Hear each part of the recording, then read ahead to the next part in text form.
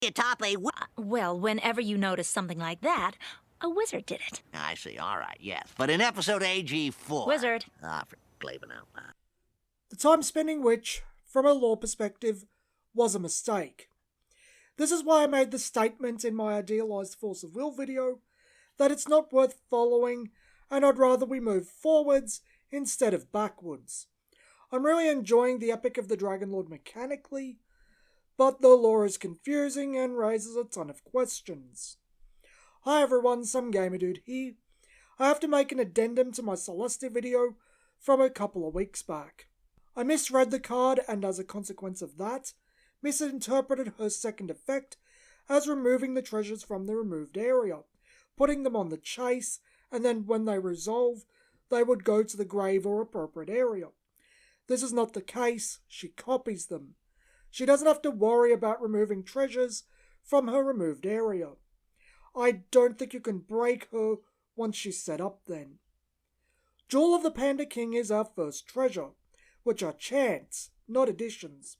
A little surprised at this as the trait treasure and what the card itself is depicting would suggest an item, not a spell. But the function of Celesta herself should have been an indicator that this was not the case. For 2 blue will, you get a quick cast chant that bounces any non-J ruler, non-magic stone, cantrips, then shuffles itself back into the deck when it resolves. I'm not really sure how to judge this one. It's fair enough for 2 water will. Cantrips targets anything you'd want to target, but considering it just bounces and Force of Will's power level, it feels overcosted. Even more so when you consider it doesn't always have quick cast, since Celesta can only cast it at sorcery speed.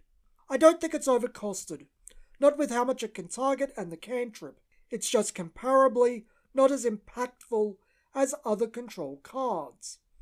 Bounce is one of the weaker forms of control, and is much more useful in games both slower and weaker than Force of Will. Mermaid's Thunder Parasol is the second treasure I Spy has shown.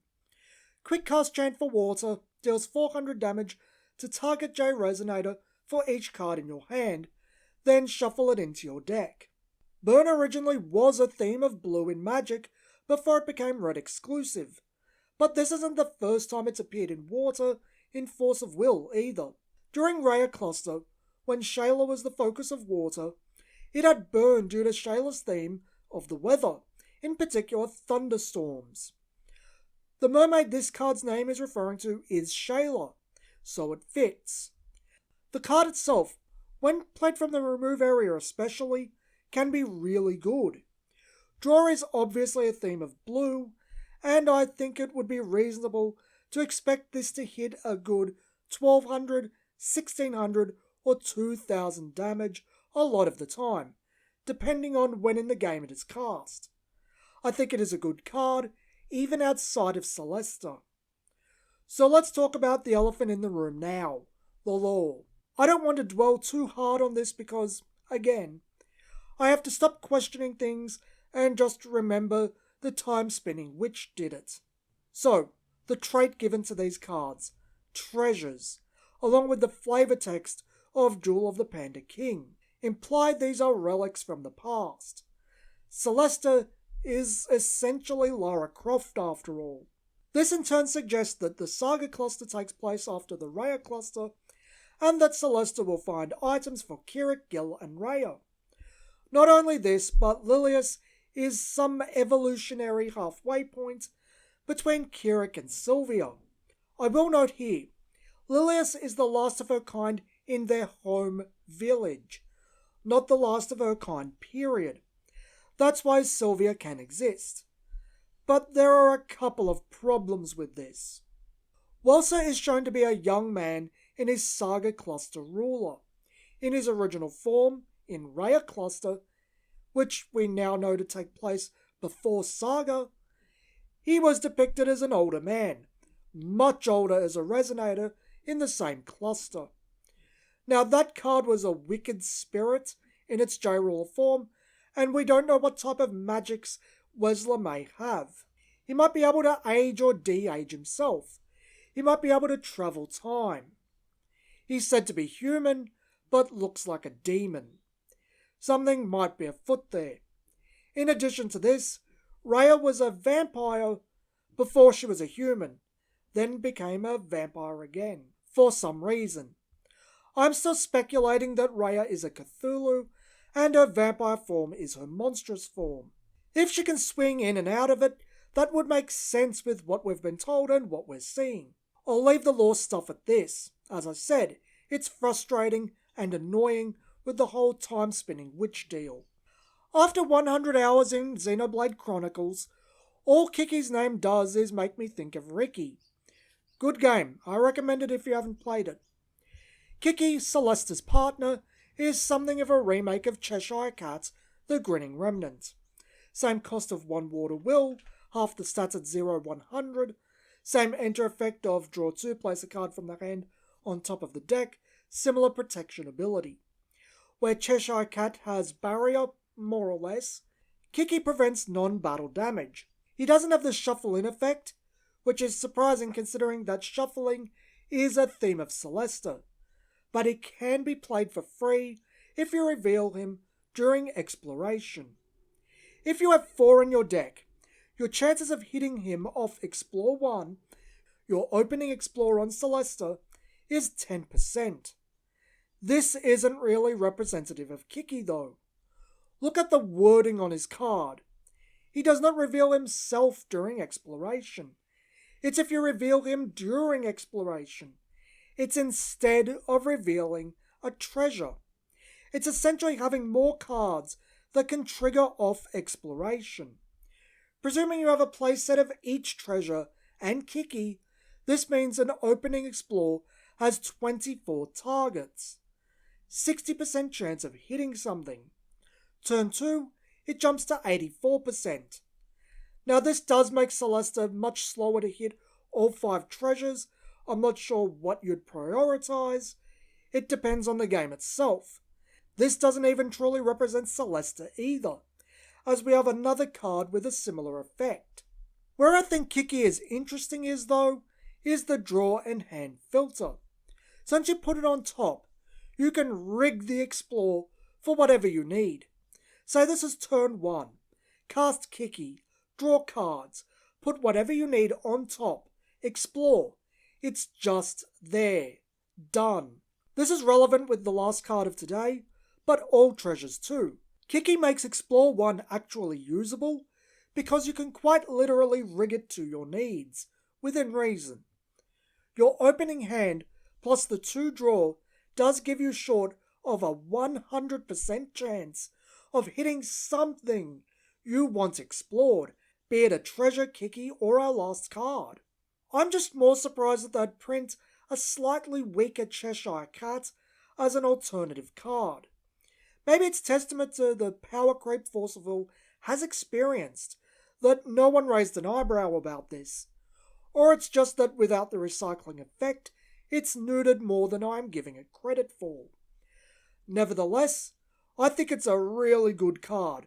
Overall +1, hand filter, good chump blocker, significantly reduces how many times Celesta fizzles to the point where I think I'd just chuck back 5 for a Kiki. Like Rezard's Rhea, he gets the ball rolling. Kiki's exploration is the alternative half. Quick cast chant for 1 water will. It's an interesting effect in that it leaves play in the middle of its effect, but produces a floating effect after it does so. Little awkward in my opinion, but has to for its own functionality. Shuffles itself into your deck, then explores 4. So let's presume this is turn 1, went first. You have over a 99% chance to hit something, be it Kiki, the later card, or a treasure. It's closer to 100% than 99% too. 35% for just Kiki.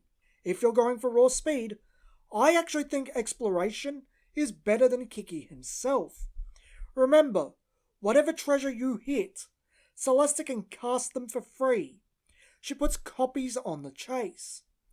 You just have to hit 5 different ones. I do want to brace everyone now though. We have yet to see an alternative rare card that isn't a 4 of. That might reduce the costs overall of each individual one, but I'm not sure. Prepare your wallets. This won't be cheap. Insatiable Desire for Treasure is an odd card. For 2 Water Will, you get a quick cast chant that allows you to look at the top 7 cards of your opponent's deck. If none of them share a name, you can play one without paying its cost. It's hard hate for Ragnarok. We don't know how powerful that ruler will or won't be, and it's extremely good in Forceful's answer to Commander, Epic Stories. It seems bad in standard play. I really thought it would be, but then I checked the maths. Any card your opponent is running at playset with a top 7 check, they only have about a 13% chance of hitting 2 of them. The actual maths is likely very different to this. You'd want to check for something along the lines of any of the last 3 matching one of the first 4, something I don't have the time or ability to check. But this card isn't as inconsistent as it looks on face value. I'm not saying it's good, it can fizzle, just that it doesn't seem that likely. What you do, however, have a coin flip chance of is any card your opponent is running a playset of turning up in that top 7 check. You have a decent shot at hitting the exact card you want out of your opponent's deck. I think Insatiable Desire for Treasure will need to be played to get a good grasp on it. Mirage Fantasy Guide is apparently an ancestor to Mujdart. I wonder how many generations of Six Sages there are. 500-700 for 2 Water Will. Whenever you draw a card, put 2 +100/+100 counters on Mirage. That's draw it all, not due to an effect. Extremely wide open, but probably has to be in current day. Grows really quickly. Still not sure why we didn't get a life gain version of this way back when. She also makes Foresee free. Quick +1 overall that gives her 4 counters, making her a 900-1100. Chance to draw into another Foresee, of which you might have 8 of. I like her. She's not inspiring or interesting. Just brute strength, but fine for what she is. Alternative is Foresee. 3rd or 4th printing, I think. Draw 2 cards for 2 Water Will. Works with Mirage, more relevant once Alice Origins leaves the format. Standard design, chant works with the Resonator. Solid card, always has been. It's fine. Appraisal of Treasures feels reminiscent of Maria Bella's work.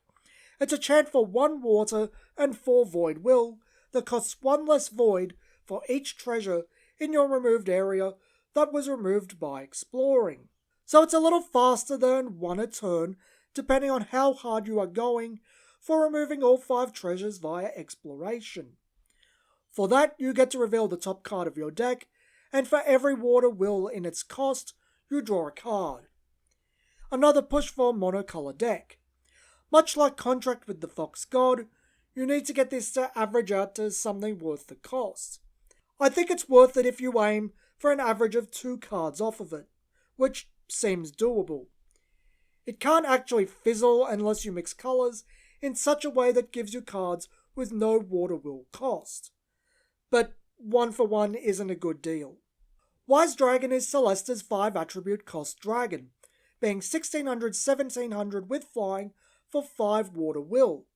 It can be reduced by 1 water will for each treasure you have removed via exploration. This one is slow as all get out, as it'll take a while for Celesta to get consistent. Even if you have playsets of all 5 treasures, which seems a bit much, but let's presume you have. It's only a coin flip on turn 1, though Kiki makes that more consistent. I think this one is more to do with reducing Wise Dragon's cost after Celesta casts Judgment, rather than raw aggression. Depending on how much additional exploration we get, I don't think it would be unreasonable to expect Celesta to cast Judgment around turn 4, if you push for treasures over other cards triggered by exploration. This is likely when Wise Dragon becomes free. Still, if you can get him down to around 3 cost by turn 3, I think that's fine. He's got 2 bounces for non-J-Rule or non-Magic Stone entities, and a draw on him too, which is great. Nice card, very different application to the Fire and Light cards, but Fire and Light are traditionally more aggressive. Our final card is Water Spirit of the Lamp. Unlike the Fire and Light dragons, Water Spirit is really different to its 5-cost counterpart. Flying 900/900 for 3 water will. If you reveal him with Exploration instead of a treasure, cast him for free. Random chance turn 1, 10% chance. 35% chance off of Kiki's Exploration with its Exploration 4. If you draw it and Kiki, or off Kiki's summoning, turn 1 900/900 flyer. Again, it's actually a good safety net. Just go back to what I said about Kiki, it all applies here. Water Spirit of the Lamp, fantastic card. Celesta is looking like a lot of fun. I don't think we've seen a real dud yet. Celesta is looking highly interactive, extremely versatile, and like a lot of fun. My friend is looking to make it, and I think he's going to enjoy it. This has been Some Gamer Dude, and thanks for watching.